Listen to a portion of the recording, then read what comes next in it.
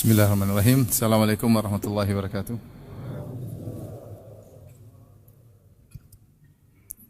Alhamdulillahi ala ihsani wa syukru lahu ala taufiqihi wa amtinani. Asyhadu an la ilaha illallah wahdahu la syarika lahu ta'ziman li sya'nih wa asyhadu anna Muhammadan abduhu wa rasuluhu da'ila ridwani. Allahumma shalli alaihi wa ala alihi wa ashabihi wa ikhwani. Hadirin dan hadirat yang dirahmati Allah Subhanahu wa taala. Pada kesempatan kali ini kita akan bahas tentang hal-hal yang berbahaya buat akidah kita sebagai umat Islam, yang hal-hal yang berbahaya tersebut beredar di sebagian masyarakat, dilakukan oleh sebagian masyarakat yang mengkhawatirkan. Saya kumpulkan sebagiannya untuk saya sampaikan pada forum kita kali ini sebagai peringatan bagi kita dan juga bagi keluarga kita agar tidak menggampangkan permasalahan-permasalahan ini ya. Karena ini terkait dengan akidah seseorang. Toh kita hidup di dunia cuma sebentar dan kita bertemu dengan Allah dengan membawa akidah yang kita yakini. Jika akidah kita benar, maka itulah yang kita harapkan. Jika keliru, maka bisa akidah yang salah bisa menghancurkan amal-amal soleh yang telah kita kerjakan. Di zaman sekarang ini, orang berbicara seenaknya, zaman kebebasan mengutarakan, sehingga betapa sering orang berbicara tanpa memikirkan dampak dari apa yang dia ucapkan, ceplas-ceplos di medsos, apalagi komentar, dan itu yang terjadi. Padahal dalam Islam diajarkan semua yang akan kita utarakan hendaknya kita pikirkan terlebih dahulu. Apa yang mau kita utarakan baik lisan dengan lisan maupun dengan tulisan harusnya kita pikirkan terlebih dahulu. Makanya Nabi SAW bersabda, "Man kana yu'minu billahi wal yaumil akhir falyakul khairan aw liyasmut." Siapa yang beriman kepada Allah dan hari akhirat, maka hendaknya berkata-kata yang baik atau diam. Dan Rasulullah SAW telah memperingatkan ada orang-orang yang hancur gara-gara salah berucap tanpa dia pikirkan terlebih dahulu. Dalam satu hadis kata Rasulullah SAW, "Inna rajula la yatakallamu bi kalimatin ma yatabayyanu fiha." Ada seorang berucap dengan satu kata-kata yang dia tidak cek terlebih dahulu. Ma yatabayyanu fiha itu dia tidak cross check ini bagaimana, benar atau tidak, salah atau tidak, dampaknya bagaimana. Dia asal ngomong. Yazil biha fi nari jahannam ab'ada ma bainal masyriq wal maghrib. Membuat dia terjerumus dalam neraka jahannam, dalamnya lebih jauh daripada jarak antara timur dan barat. Gara-gara satu ucapan dia tidak cross check terlebih dahulu. Latah, ikut-ikutan, keren-kerenan, gaya-gayaan, asal ucap. Itu zaman sekarang banyak sekali. Banyak sekali. Demikian juga Rasulullah SAW bersabda, "Inna rajula la yatakallamu bi kalimatin la yulqi laha balan yahwi biha fi nari jahannam." Seorang mengucapkan satu perkataan yang dia tidak memikirkan dampaknya, dia tidak peduli, asal ucap aja. Dia tahu mungkin salah tapi dia tidak duga ternyata dampaknya luar biasa. Ya. Maka membuat dia terjerumus dalam neraka jahannam. Oleh karenanya seorang dalam berkata-kata hendaknya dia waspada, terutama terkait dengan Allah, terkait dengan Rasulullah, terkait dengan syariat Allah, terkait dengan malaikat, terkait dengan perkara yang gaib, terkait dengan hukum-hukum Allah, maka asal jangan ceplas-ceplos. Ada orang-orang yang berhak berbicara, tidak semua orang berkata-kata, sehingga akan mencelakakan dia ya, di akhirat kelak.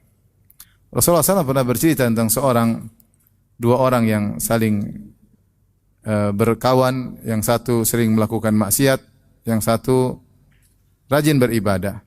Maka yang rajin beribadah ini ketika melihat saudaranya bermaksiat, dia tegur, dia mengatakan, "Hadza aqsir, wahai fulan, berhentilah." Namun yang ditegur terus melakukan maksiat. Sampai berulang-ulang, akhirnya ditegur lagi, "Wahai fulan, aqsir, wahai fulan, berhentilah." Rupanya yang bermaksiat jengkel. Kemudian dia berkata, "Da'ni wa rabbi, tinggalkan aku dan Tuhanku. Jangan ikut-ikut urusanku." Ya. Abu Isa alayya raqiba, apakah Allah mengutusmu sebagai pengawasku, yaitu tidak cukupkah malaikat rakib atid? Kenapa kau ikut-ikutan mengurusku? Tentu ini perkataan yang salah. Karena dalam Islam ada namanya an-nahyu anil munkar, ada al-amr bil ma'ruf wan nahyu anil munkar, saling menasihati. Tapi karena dia jengkel dia bilang gitu, ngapain kau tegur-tegur saya terus ya? Apakah kau diutus sebagai pengawasku khusus ya? Maka orang yang disampaikan ini pun marah, yang orang ahli ibadah tadi. Maka dia mengatakan wallahi la yaghfirullahu lak. Demi Allah, Allah tidak akan mengampunimu. Dia mengambil kesimpulan dengan logika dia bahwasanya orang seperti ini tidak akan diampuni oleh Allah, dinasihati berulang-ulang malah menjawab dengan jawaban yang menjengkelkan. Maka Allah pun mematikan mereka berdua. Allah marah, Allah berkata, "Man dzalladzi ta'ala alayya alla aghfira li fulan." Siapa yang berani-berani bersumpah dengan namaku, aku tidak akan mengampuni si fulan. Aqad ghafartu lahu wa ahbatu amalak. Sungguh aku telah mengampuninya sedangkan engkau aku gugurkan amalanmu. Maka Abu Hurairah radhiyallahu anhu ketika meriwayatkan hadis ini berkata, "Takallama bi kalimatin aw baqad dunyahu wa ukhrahu." Sungguh orang ini telah mengucapkan satu perkataan yang membuat dia hancur dunia dan akhiratnya, Ini contoh satu kalimat kadang-kadang diucapkan tidak dipikirkan, akhirnya membuat seorang terjerumus dalam neraka jahanam. Kenapa? Dia berbicara tentang sifat Allah, membatasi rahmat Allah, bahwasanya Allah tidak mengampuni si fulan tanpa dalil. Ya, ini tentu tidak boleh. Maka Allah pun murka dan akhirnya menjerumuskan dia dalam neraka jahanam. Allah juga menyebutkan sebagian orang Quraisy dahulu ketika mereka berbicara di antara mereka, mereka pun ragu, kata mereka, apakah Allah tahu semua pembicaraan kita? Mungkin kalau kita angkat suara Allah tahu, kalau enggak Allah enggak tahu. Maka Allah turunkan firman-Nya, "Wa ma kuntum tastatiruna an yashhada 'alaikum sam'ukum wala absarukum wala juludukum walakin dhanantum anna Allah la ya'lamu katsiran mimma ta'malun wa dzalikum dhannukum bi rabbikum ardaakum ya fa asbahtum minal khasirin."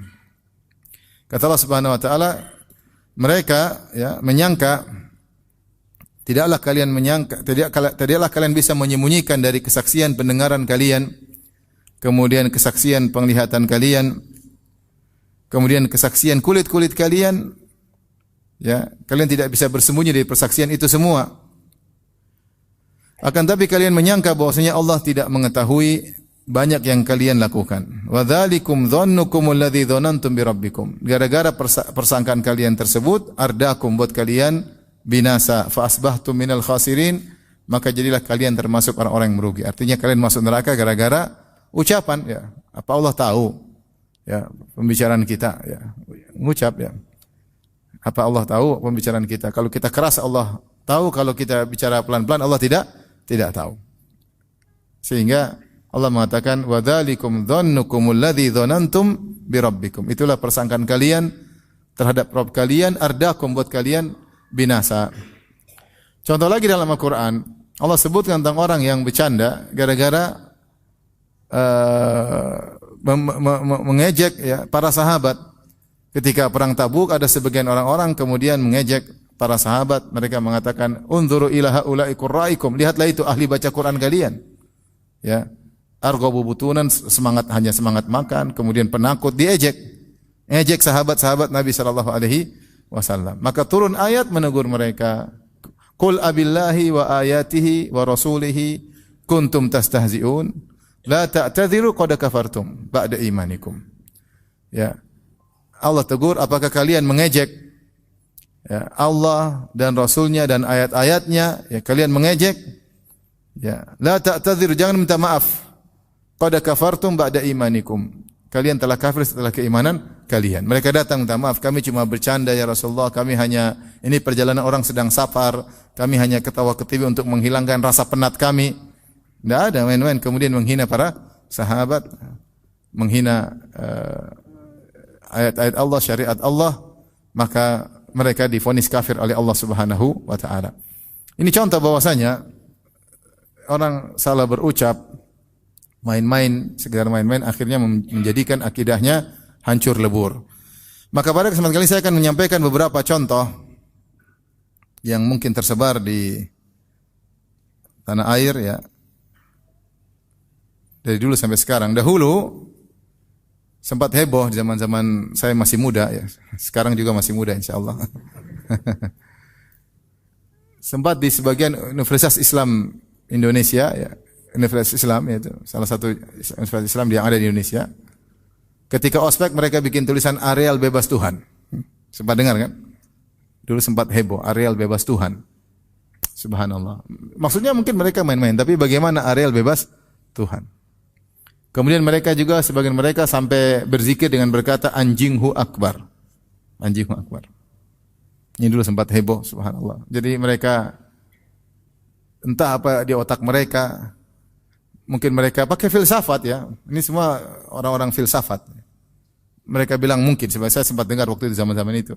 Ya maksudnya bahwasanya kemuliaan Allah itu nampak pada mana saja, semua makhluk ini juga adalah kebesaran Allah, di antara kebesaran adalah anjing, maka kita boleh bilang anjinghu akbar. Filsafat ya. Sampai akhirnya membuat kesimpulan sendiri sehingga boleh mengatakan anjinghu akbar. Bukan Allahu akbar tapi anjinghu akbar. Kemudian di antara mereka lagi di universitas yang lain bikin acara dengan judul Tuhan membusuk. Tuhan apa? Membusuk. Mereka asal bicara, asal Tuhan membusuk ya. Sebagian lagi ada dosen di antara mereka yang kemudian menginjak Al-Quran di depan murid-muridnya. Ya. Dengan logika bahwasanya Al-Quran adalah makhluk, ini kertas. Kenapa harus kita muliakan? Ini kertas biasa. Ya. Kemudian kita injak-injak, sebagaimana yang lain kita boleh injak-injak. Ya. Ini semua ada pengaruh filsafat, pemikiran, akhirnya menimbulkan cari muka dengan mengaplikasikan pemikiran mereka dengan seperti itu ya. Mereka menganggap itu adalah hal-hal yang biasa, tentunya ini adalah perkara yang berbahaya, berbahaya ya. Tapi di zaman sekarang juga muncul ucapan-ucapan atau perbuatan yang nekat tanpa dipikirkan terlebih dahulu ya. Yang penting kebebasan berekspresi, kebebasan mengutarakan ya. Mengutarakan tanpa ilmu ya. Sembarangan ya.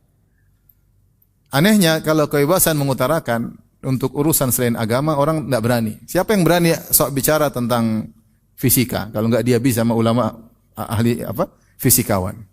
Siapa yang berani asal berbicara tentang atom, neutron, elektron kalau enggak punya ilmu? Akan dihabisi oleh para ahli kimia ya. Siapa yang berani berbicara tentang medis kemudian bicara bahwasanya begini tanpa punya ilmu tentu akan dihabisi. Semua bidang ilmu sains tidak ada orang sembarang bisa berbicara. Karena disiplin ilmu ada ahlinya di bidangnya. Tapi kalau agama semua mau bicara. Agama mau bicara. Yang enggak tahu bahasa Arab, yang enggak bisa baca Quran juga bicara tentang apa? Agama. Benar. Bahasa Arab paling kaifahaluk cuma. Setelah itu dia enggak bisa bicara. Baca Quran enggak bisa, tajwid enggak bisa, kemudian bicara agama seenaknya. Saya tadi baca ngeri-ngeri ya. Asal komentar, senang berkomentar. Ada tadi saya baca salah seorang liberal. Homoseksual secara sains, secara keilmiahan adalah alami. Dalam agama adalah perlawanan. Mengikuti mana? Katanya gitu, subhanallah. Mengikut apa secara ilmiah atau secara Al-Qur'an? Seakan-akan dia mengejek Al-Quran. Wah, secara ilmiah homoseksual apa? Alami. Alami bagaimana? Enggak ada alami. Makanya disebut tidak normal ya. Kalau semua orang homoseksual, sirnalah jenis manusia. Manusia hilang, tidak ada keturunan. Karena semua apa? Homo. Tinggal dinosaurus yang ada. Tinggal monyet aja yang hidup. Semua orang manusia tidak ada yang nikah, homoseksual, sebagian lesbian, sebagian homoseksual. Selesai, enggak ada lagi spesies manusia hilang ya. Kuni bilang ini alami bagaimana ya? Jadi asal ngomong aja, asal ngomong seenaknya. Tapi di antara perkataan-perkataan yang tersebar di zaman sekarang ini yang mau kita kritiki agar tidak ikut-ikutan ya. Contoh seperti sebagian orang mengatakan ada wali fulan dalam sehari atau dalam sehari semalam bermi'raj kepada Allah 70 kali ya. 70 kali. Ini kelihatannya sepele tapi ini tidak sepele. Ini tidak sepele. Kenapa saya kata tidak sepele? Karena ini dibentuk secara tidak langsung meskipun mereka tidak menduga hal ini. Tapi ini adalah bentuk merendahkan mukjizat Nabi sallallahu alaihi wasallam. Karena di antara mukjizat Nabi yang luar biasa yang menjadikan Nabi diragukan oleh orang-orang kafir Quraisy ketika itu sampai sebagian ada yang murtad, sampai ada yang menjadikan ini bahan hinaan kepada Nabi sallallahu alaihi wasallam karena mereka tidak percaya menurut logika mereka adalah peristiwa apa? Isra wal Mi'raj. Al-Isra wal Mi'raj. Yang Allah abadikan dalam Al-Qur'an. Subhanalladzi asra bi 'abdihi lailan minal masjidil haram ila masjidil aqsa alladzi barakna haulahu linuriyahu min ayatina. Innahu samiul basir. Maha suci Allah yang telah memperjalankan hambanya di malam hari dari Masjidil Aqsa ke Masjidil Haram ya, dari Masjidil Haram ke Masjidil Aqsa yang kami berkah di sekitarnya linuriyahu min ayatina agar kami nampakkan tanda-tanda kebesaran kami. Allah juga sebutkan tentang Mi'raj dalam ayat yang lain, wa laqad ra'ahu nazlatan ukhra inda sidratil muntaha. Sungguh Nabi Muhammad SAW telah melihat Jibril dalam bentuk aslinya dalam kesempatan yang lain. Kapan? Inda sidratil muntaha, ketika Nabi di sidratil muntaha. Ini ajaib luar biasa ya. Sampai banyak orang-orang aklaniyin yang menggunakan akal mereka menolak Isra Mi'raj. Kata mereka ini tidak sesuai dengan sains karena fisik jasad Muhammad kalau harus naik ke sidratil muntaha maka harus melewati atmosfer dan sudah akan hancur tubuhnya karena macam-macam lah mereka. Mungkin kesandung meteor. Intinya mereka bilang tidak masuk akal. Tidak masuk akal. Ini namanya mukjizat. Kalau masuk akal namanya bukan mukjizat. Ya enggak? Mukjizat itu sesuatu yang di luar nalar. Ya. Taib. Kemudian ada yang bilang ada wali bermi'raj sehari semalam 70 kali. Nabi aja sekali dalam seumur hidup. Gampang sekali. Ini 70 kali mi'raj. Kemarin lagi saya sempat nonton ada yang bilang iktikaf kami baru turun dari Sidratul Muntaha. Subhanallah. Baru turun dari Sidratul Muntaha. Kami mendapati bahagia dari turun Sidratul Muntaha. Ini dia tidak tahu perucapan ini merendahkan mukjizat apa? Rasulullah sallallahu alaihi wasallam. Ini dibangun sebagian orang-orang Asy'ariyah yang berpemahaman seperti ini dibangun karena memandang bahwasanya karamah sama dengan mukjizat. Saya sering sampaikan hal ini bahwasanya karamah dan mukjizat sama dalam satu sisi, berbeda dalam sisi yang lain. Samaannya adalah sama-sama min khawariqil adah, itu kejadian luar biasa.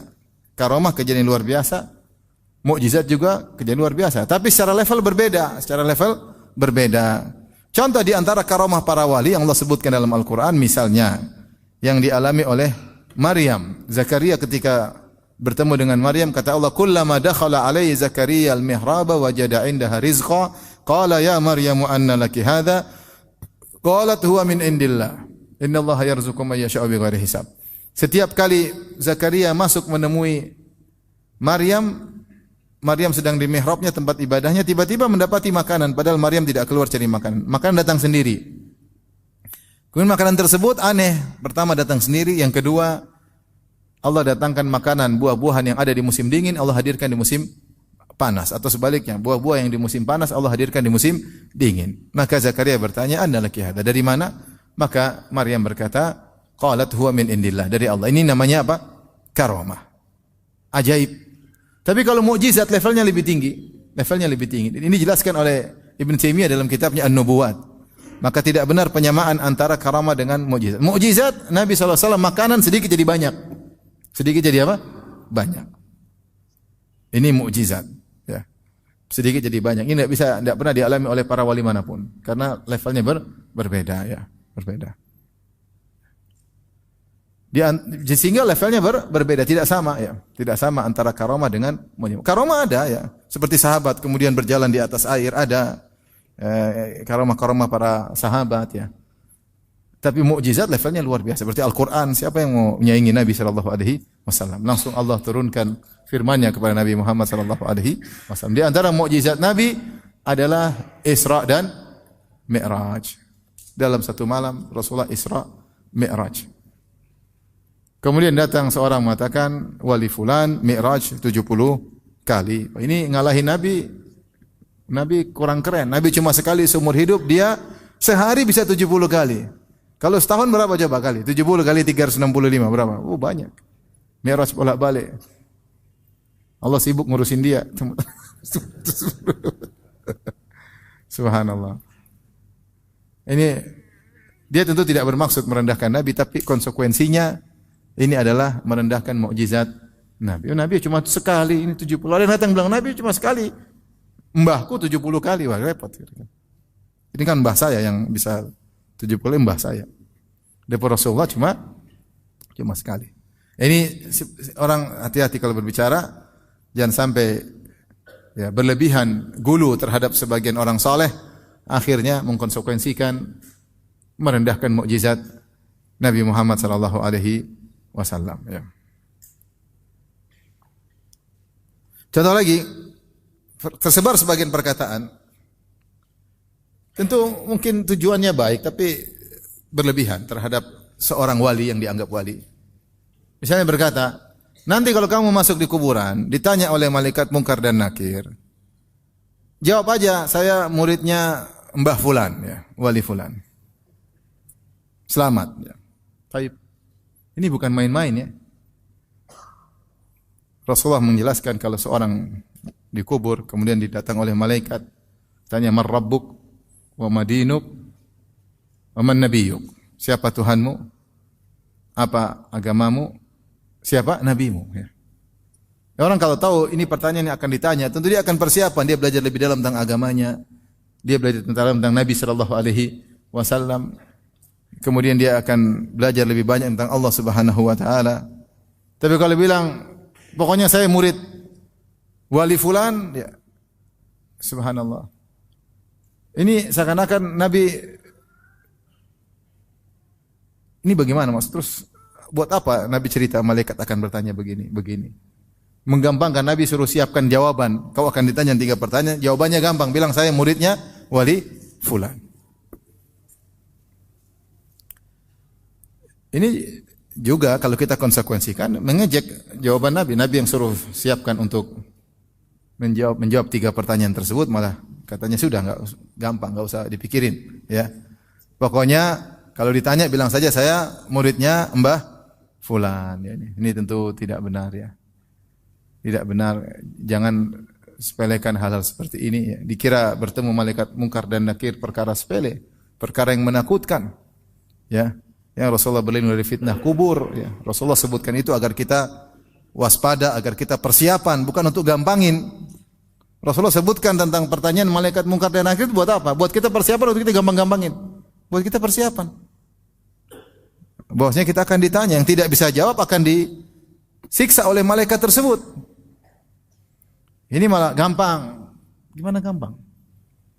Bilang aja muridnya wali fulan. Ya akhi taqillah ya akhi. Ini enggak jadi kaum muslimin seperti itu gampang-gampangin ya. Sudah, yang penting saya muridnya fulan, aman. Ditanya malaikat Munkar Nakir enggak usah jawabannya, jawabnya itu aja. Selamat. Ini dari mana bicara gaib ya. Dari mana kalau dia jawab itu enggak dipentung sama malaikat ya. Maka seorang seperti hal ini ya, hal yang hati-hati. Oleh karenanya muncul fenomena orang menjadikan malaikat sebagai seperti bahan yang dianggap makhluk Allah, yang dianggap remeh, tidak diagung. Sementara Allah mengagungkan para malaikat. Ya. Allah bersumpah dengan malaikat, wal mudabbirati amra, demi malaikat-malaikat yang menjalankan urusan-urusan Allah Subhanahu wa taala. Allah sebut tentang para malaikat dengan bahwasanya mereka adalah makhluk yang luar biasa, yang tunduk dan taat kepada Allah Subhanahu wa taala dengan berbagai macam tugas-tugas mereka. Allah sebut tentang malakul maut, malaikat pencabut nyawa. Kemudian tentang seorang bicara tentang malaikat seperti jadi bahan mainan. Ini tidak boleh ya. Tidak boleh. Seperti dulu saya pernah dengar ada seorang wanita mengkritik hadis ya. Datang dalam hadis yang sahih, Rasulullah SAW bersabda, "Idza da'a ar-rajulu imra'atahu ila firashihi fa'abat Fabata ghadban la'anathal malaikatu hatta tusbih. Kalau seorang laki mengajak istrinya untuk berhubungan di malam hari, lantas sang wanita tidak mau, tanpa udzur syar'i tidak mau, maka wanita ini akan dilaknat oleh malaikat sampai pagi hari. Kemudian dia komentar, apa urusan malaikat ikuti urusan rumah tangga? Subhanallah. Jadi, maksudnya dengan mudahnya dia ngomong begitu. Ngapain malaikat ikut campur urusan apa? Rumah tangga. Ini ada ejekan meskipun dia tidak masuk majelis, tapi ini kalau kita nilai secara ini ada ejekan. Kok ngejek Rasulullah bilang gini, kok bilang begitu? Malaikat ngapain ikut campur urusan rumah tangga? Ini contoh ngejek ya. Atau jadikan malaikat seperti bahan lelucon ya. Nanti di neraka begini, malaikat bingung, malaikat kaget. Misalnya kadang-kadang malaikat dijadikan bahan candaan ya. Dijadikan bahan candaan. Dia pikir neraka perkara untuk main-main ya. Untuk jadi bahan candaan. Orang sebut neraka itu untuk agar takut kepada Allah, bukan untuk main-main. Sehingga ketika orang berbicara tentang neraka sambil ketawa-ketiwi, orang tidak rasa takut. Ya. Jadi bahan lelucon. Jadi bahan lelucon. Neraka jadi bahan lelucon, malaikat jadi bahan lelucon. Harusnya kita mengagungkan apa yang diagungkan oleh Allah Subhanahu wa taala ya. Seperti ini malaikat itu sering jadi bahan apa? Jadi bahan omongan yang buruk ya. Ada lagi yang mengatakan ada seorang sedang disiksa oleh malaikat Munkar dan Nakir. Kemudian dia dikubur di samping kuburan wali. Walinya lagi zikir di kuburan terganggu. Gara-gara ini orang teriak-teriak terus, aduh tolong, aduh.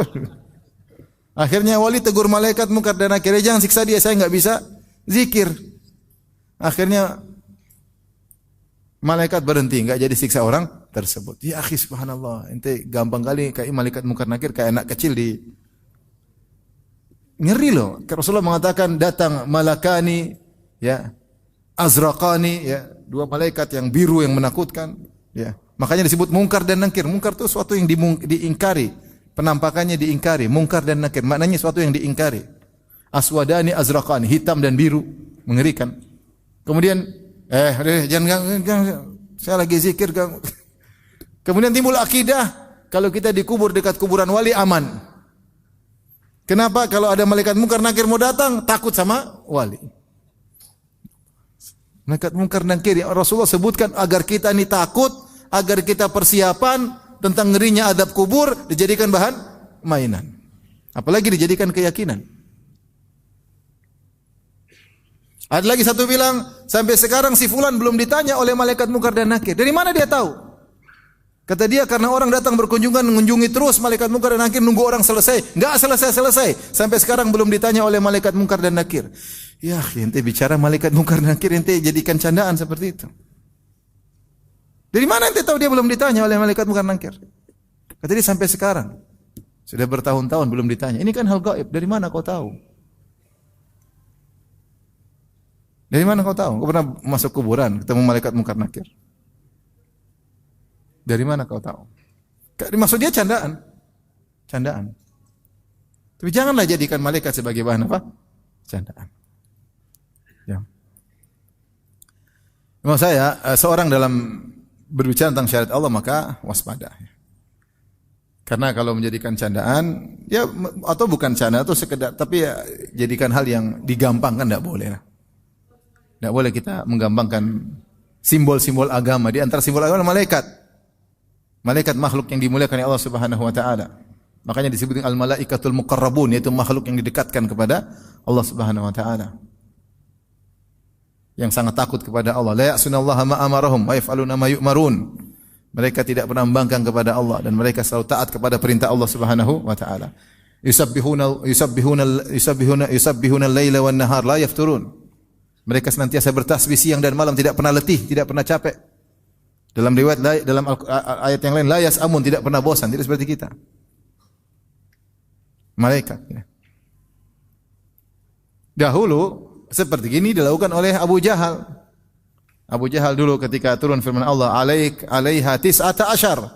Bahwasanya neraka ada 19 penjaga malaikat, 19 malaikat. Kata Abu Jahal, tenang. 10 saya yang lawan. Malaikat cuma 19, tenang. Kita lawan ke 19. Iya Abu Jahal, enggak apa-apa kalau Abu Jahal ya wajar ngejek malaikat. Jadi kita orang Islam. Allah sebutkan itu untuk menakut-nakuti, bukan untuk kita malah apa?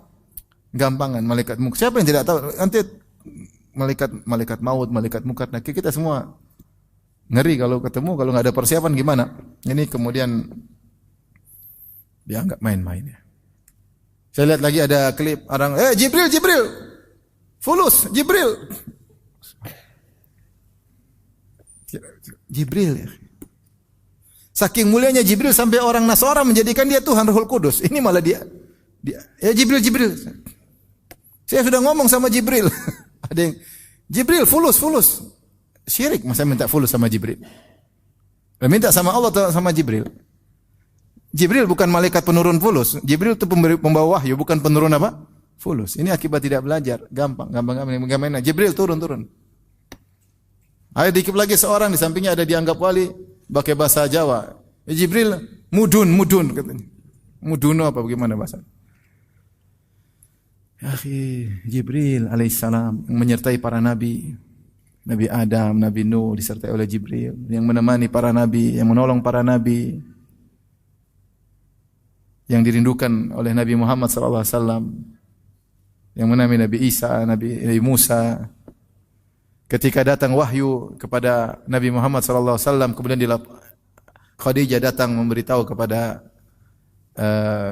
Waraqah bin Naufal, maka dia berkata, "Hadzan namus alladzi unzila ala Musa." Inilah Jibril yang pernah Allah turunkan kepada Nabi Musa dengan penuh pengagungan, penghormatan. Ini Jibril fulus.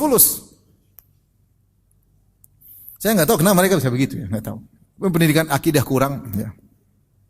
Apa kalau kajian hanya ketawa ketiwi ya. Saya juga enggak tahu kenapa bisa begitu. Ini syariat Allah, simbol-simbol Allah yang Allah agungkan, makhluk yang Allah agungkan. Ya. Allah agungkan Jibril dalam banyak Al-Quran, banyak dalam ayat. Allah sebutkan tentang agungnya Jibril alaihissalam.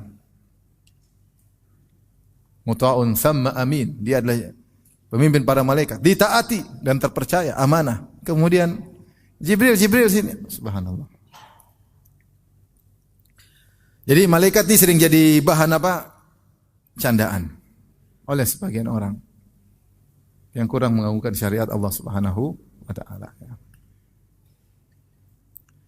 Tapi di antara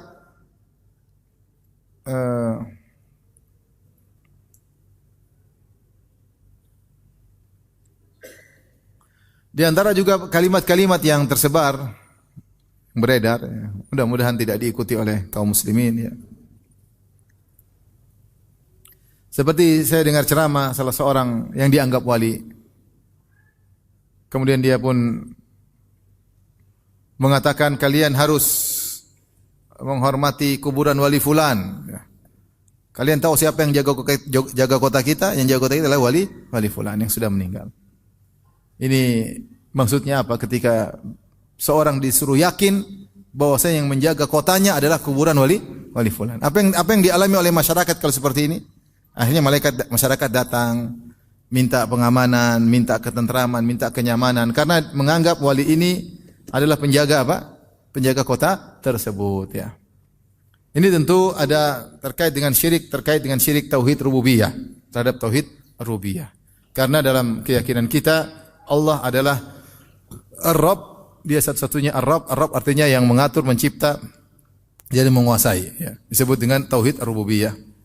Ya, dialah Maha Esa dalam penciptaan, dia adalah Maha Esa dalam pemilikan, dan dia adalah Maha Esa dalam pengaturan. Yudabbirul amr. Dialah yang mengatur segala urusan ya. Allah tidak pernah menjadikan orang yang sudah mati menjaga suatu kota, enggak ada. Dia saja sang wali tersebut tidak bisa menjaga dirinya. Dia saja meninggal, dia sakit, dia tidak bisa menjaga dirinya ya. Bagaimana kemudian dikatakan dia menjaga suatu kota? Kawasan bukan satu RT, satu kota dijaga oleh wali tersebut. Menjadikan orang punya keyakinan macam-macam terhadap wali tadi ya. Seharusnya mereka fokus kepada Allah Subhanahu wa taala, gara-gara seperti ini punya keyakinan terhadap sang penghuni kubur. Inilah sebab-sebab kesyirikan yang mengantarkan orang akhirnya punya keyakinan terhadap penghuni-penghuni kubur. Terhadap penghuni-penghuni kubur ya. Rasulullah SAW saja tidak bisa mengatur kota Madinah. Tidak bisa menjaga daerah di sekitarnya, enggak ada. Rasulullah saja, Rasulullah sallallahu alaihi wasallam. Ya. Sampai ketika terjadi perang Uhud, Rasulullah SAW saja terluka, dia saja terluka, tidak bisa menjaga dirinya. Sahabat meninggal, dia tidak bisa jaga. Kalau dia bisa jaga, dia akan jaga. Buktinya ketika sahabat-sahabatnya meninggal, dia sedih. Pamannya meninggal, Hamzah, dia sedih, dia menangis. Kalau dia bisa jaga, kira-kira dia jaga Hamzah enggak? Bin Abdul Muttalib, dia akan jaga. Kalau dia bisa jaga kota Madinah, dia akan jaga dirinya. Dia enggak bisa jaga diri, terluka. Sampai begitu parahnya Rasulullah SAW, sujud Nabi SAW, wa qusit rabaiyatuhu, berdarah sampai giginya patah, sampai Rasulullah mengatakan, la yuflihu qaumun syajju nabiyahum. Tidak akan beruntung suatu kaum karena telah melukai wajah nabinya. Sampai Allah tegur Nabi SAW. Laisa laka minal amri syai'un. Bukan urusan engkau, wahai Rasulullah. Urusan hidayah, urusan Allah. Ayatuba alim ayu adzibam fa innahum zalimun. Apakah mereka nanti akan bertobat ataukah mereka diadab karena berbuat zalim, urusan Allah. Ternyata benar, banyak di antara mereka akhirnya bertobat. Yang ingin sampaikan bahwasanya Nabi SAW tidak bisa menjaga dirinya, tidak bisa menjaga kota Madinah, tidak bisa menjaga para sahabat. Ini kemudian bilang ada wali sudah mati jaga negeri kita. Gimana jaga negeri kita? Gulu berlebih-lebihan, ekstra, terlalu mengkultuskan wali tersebut. Ya. Terkadang orang-orang begini ada maksudnya, kultuskan wali ini karena wali ini guru saya, karena wali ini mbah saya, karena wali ini kakek saya, sehingga dengan dikultuskan wali ini dia juga dapat keuntungan. Ada dunia di balik itu. Dunia di balik itu. Nah, saya tidak ingin kaum muslimin terbawa dengan keyakinan seperti ini, ngeri. Ini nyerempet-nyerempet kesyirikan seperti ini. Kita tahu syirik adalah kezaliman terbesar. Inna syirka la dzulmun azim. Syirik adalah dosa paling besar. Dosa yang dahsyat. Kemudian mengatakan ini mayat mengatur menjaga kota. Bagaimana ceritanya ya? Kelihatannya sepele, tapi ini terkait dengan syirik dalam tauhid rububiyah. Seperti keyakinan bahwasanya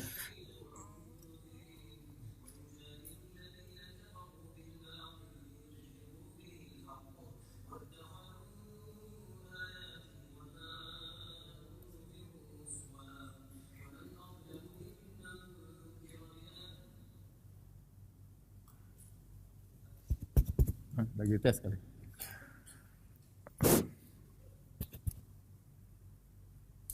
Sudah?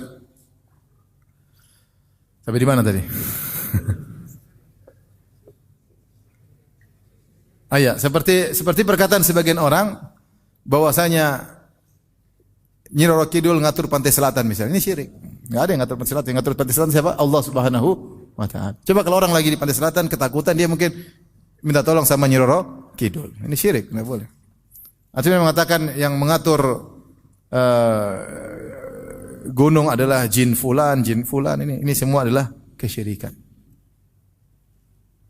Ketika ada seorang Arab dari Yaman, dia datang, kemudian dia tinggal di suatu lembah, kemudian dia berkata, "A'udzu bi sayyidi hadzal wadi min sufahai qaumihi." Aku berlindung kepada pemimpin, itu dia minta berlindung kepada jin. Aku berlindung kepada penguasa jin di sini dari gangguan anak buahnya, maka dia tidur nyaman. Ya. Maka turunlah firman Allah Subhanahu wa taala menyebutkan bahwa ini adalah apa? Kesyirikan. Wa annahu kana rijalun minal insi ya'udzuuna bi rijalin minal jinni fazaduhum rahaqa. Dulu ada sekelompok manusia berlindung kepada sekelompok jin, membuat mereka semakin tersesat. Syirik. Selamat. Benar jinnya ada. Anak buah jangan ganggu dia ya. Dia sudah minta tolong sama saya. Selamat. Tapi itu syirik atau bukan? Syirik. Ya, akhirnya kalau orang ke ini pantai selatan dikuasai Nyi Roro Kidul, akhirnya apa? Kalau mau selamat kasih sajen. Akhirnya kan. Mereka minta perlindungan dari Nyi Roro Kidul. Ini syirik. Enggak main-main syirik. Nanti kalau sudah kasih sajen pakai banyak macam-macam lagi apa namanya? Nama-nama yang untuk melegalkan hal tersebut. Padahal di situ ada keyakinan supaya selamat ya. Harusnya minta berlindung kepada Allah Subhanahu wa taala. Saya pernah naik mobil sama salah seorang orang lah, badan tegar kuat, saya dititipin untuk jaga saya, dia naik mobil. Ketika lewat Jembatan dia bel terus, tet tet tet tet. Sebenarnya enggak ada orang, ngapain bel-bel? Kenapa Mas? Tet tet tet. Enggak, takut. Takut apa namanya? Celaka. Ya kan baca doa selesai. Baca doa, aku minta sama jin bisa apa? Jin enggak bisa apa-apa. Di bawah kekuasaan Allah Subhanahu wa taala. Enggak bisa apa-apa. Ini tidak tepat seperti ini. Ya. Sampailah ada kawan, dia cerita satu daerah, dia supir mobil, sunnah, jenggotnya panjang. Kemudian naik di belakang dia ada orang musyrik. Kemudian mereka melewati suatu patung berhala. Orang musyrik ini bilang bel, numpang lewat. Teman saya sunnah, ngapain bel? Enggak, kata dia. Mau saya syirik, saya enggak mau syirik. Bel, kata dia, enggak, bel. Enggak, ribut mereka. Bel, takut celaka. Yang ini kalau bel takut celaka, ini kalau enggak dibel takut apa? Celaka, berlawanan. Akhirnya dia tidak mau bel. Akhirnya ini orang musyrik di belakang buka jendela, dia bel sendiri. Titit katanya. Subhanallah. Ya, kalau dia tahu dia dalam mobil, itu berhala tidak dengar. Supaya dengar dia buka apa? Jendela. Dia titit. Selamat. Ini kemudian meyakini ini wali yang sudah mati. Dia enggak bisa jaga dirinya. Dia aja ketika mati enggak bisa apa-apa. Bagaimana mau jaga dirinya? Kalau ada yang mati ada yang belah badannya, dia bisa jaga? Enggak bisa. Kalau enggak ada yang kafankan dia, badannya busuk. Kalau enggak ada yang kafankan dia, mungkin dimakan oleh hewan. Makanya dia tidak bisa, makanya dimandikan, sudah enggak bisa mandi dimandikan, sudah tidak pakai bisa baju dikafankan, tidak bisa masuk rumahnya, tidak bisa sholat disolatkan, tidak bisa masuk rumahnya dikuburkan. Kemudian meyakini bahwa ini mengatur alam, ikut menjaga alam semesta, ini kesyirikan ya. Hati-hati. Seperti ini tidak boleh. Seperti sebagian mereka lagi pas musim pandemi, ramai itu menjadikan sebagian foto wali sebagai jimat. Kata sebagian mereka, tenang. Corona jangan takut, yang penting ada ini. Foto wali fulan. Pasang selamat dari apa? Corona. Itu wali aja enggak selamat dari penyakit kok. Mati. Berusaha berobat mati. Itu wali. Yang dipasang itu berusaha berobat ketika sakit enggak? Dia berusaha berobat. Kalau dia tidak ingin sembuh, dia tidak akan apa? Berobat. Ketika dia berusaha berobat, berarti ingin apa? Sembuh. Ternyata dia mati. Gimana suruh jaga corona? Akhirnya jadikan jimat, pasang. Datang lagi sebagian orang, bikin pakai dalil. Oh iya ada dalilnya. Dalilnya apa? Umar bin Khattab. Kata Nabi SAW. Walladhi nafsu Muhammadin biyadi. Ma laqiyaka syaitan. Salikan fajjan illa salaka fajjan ghaira fajjik. Wahai Umar. Tidaklah kau melewati satu jalan. Kecuali setan kabur dari jalan tersebut. Setan pasti kabur. Lihat, Umar wali Allah. Setan takut sama Umar. Si fulan wali Allah. Ini wali Allah. Setan takut sama dia. Langsung tentukan si fulan wali, setan takut. Si fulan wali, setan takut. Nah kalau si fulannya enggak ada, fotonya setan takut. Subhanallah. Jadikan foto sebagai jimat. Ini taruh di rumah. Jimat sumber ke. Ini namanya jimat. Man alaqa syai'an faqad asyrak. Man ta'alaqa syai'an faqad asyrak. Siapa yang menggantungkan sesuatu, maka dia telah melakukan apa? Kesyirikan. Sesuatu pun apa yang digantung. Mau foto, mau tulang, mau tali, ya. Dalam rangka mencari keberkahan atau dalam rangka menolak kemudaratan, itulah namanya jimat. Itu namanya jimat. Ketika Rasulullah SAW bertemu dengan seorang, dia pakai tali di tangannya. Kata Rasulullah SAW, "Mahadhi, ini apa?" Kata dia, "Minal wahinah." Karena supaya tidak terkena penyakit lemah. Kata Nabi, "Inzi'ha." Lepas itu tali.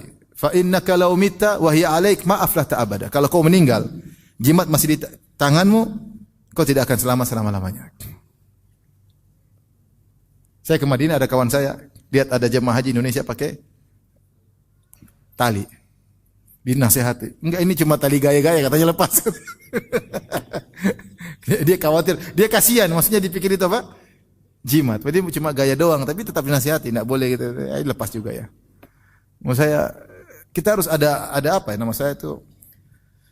Ada, kalau ada hal-hal yang terkait dengan kesyirikan harus waspada, karena ini bukan dosa kecil. Kita juga bukan hanya tergerak gairah kita ketika melihat ada orang buka aurat, ada orang berzina. Bukan, syirik juga kita harus perhatian. Syirik lebih besar daripada zina.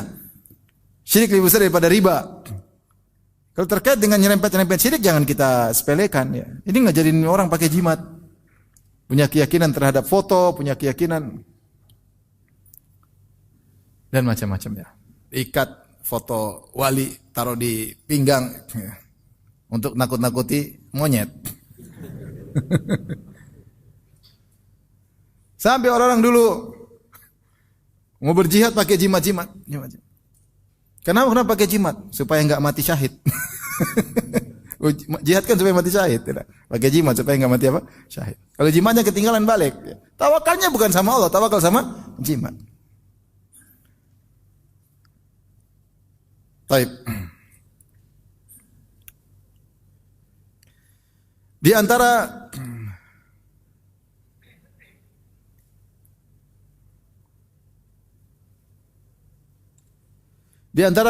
kesalahan yang beredar juga, pernyataan sebagian orang bahwasanya kita pasti masuk surga.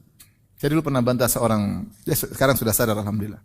Dia dalam ceramah bilang kita pasti organisasi ini pasti masuk surga. Itu Islam Jamaah waktu itu. Pasti masuk surga. Yang lain neraka, kita sendiri pasti masuk surga. Pasti, dia bilang pasti. Alhamdulillah orang yang sudah sadar. Dan penyakit seperti itu muncul lagi, ya. Ada yang mengatakan organisasi ini masuk surga, yang lain kalau masuk surga karena kita.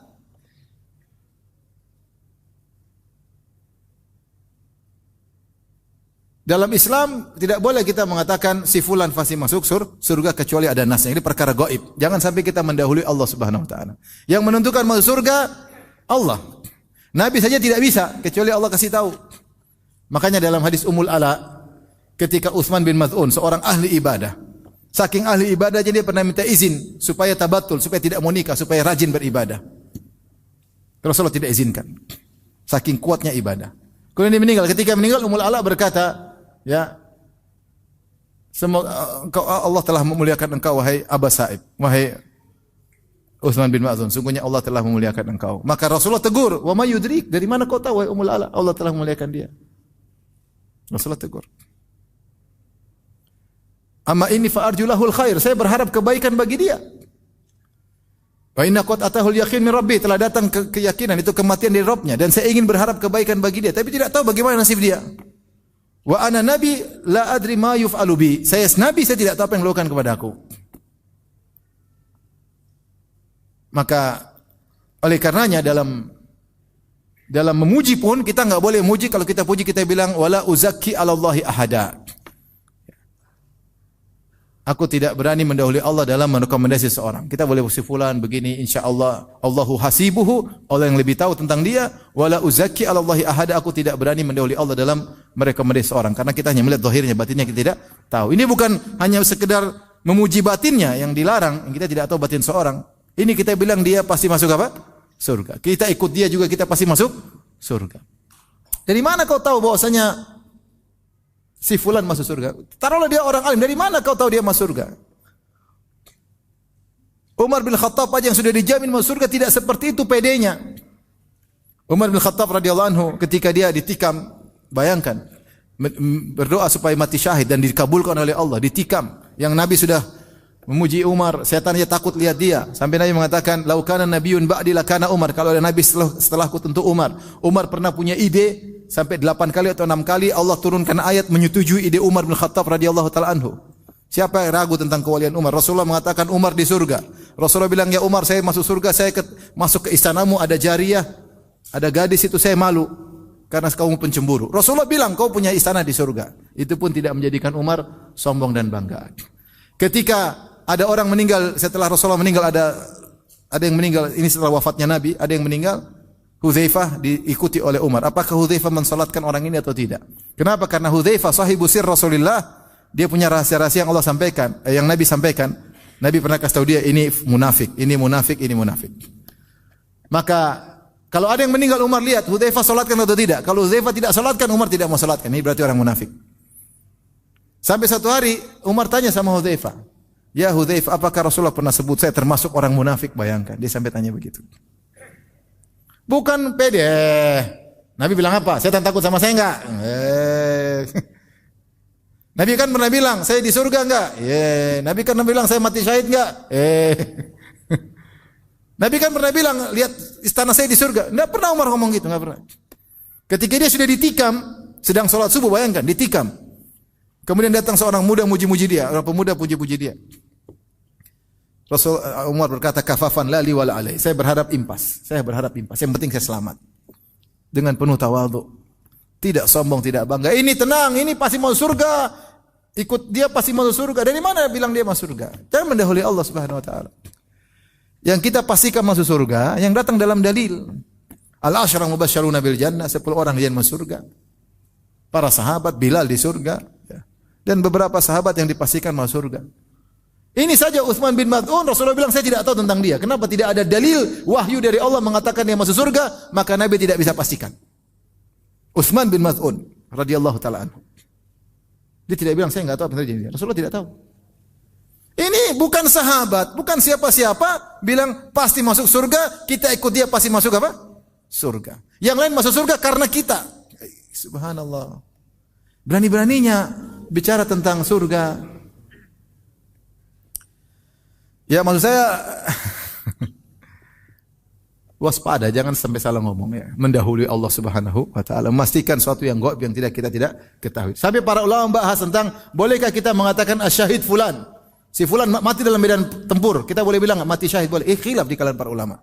Jika maksudnya dia pasti mati syahid, maka tidak boleh. Jika maksudnya dia meninggal dengan cara syahid, iya boleh.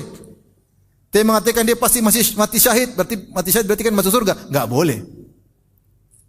Tapi kalau maksudnya syahid fulan, dia meninggal dalam kondisi seperti orang mati syahid, boleh. Karena dia dibunuh dalam medan pertempuran.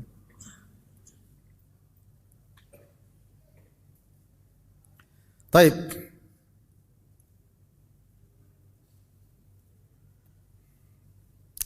Di antara perkataan juga yang tersebar, ya, lebih parah daripada sebelumnya.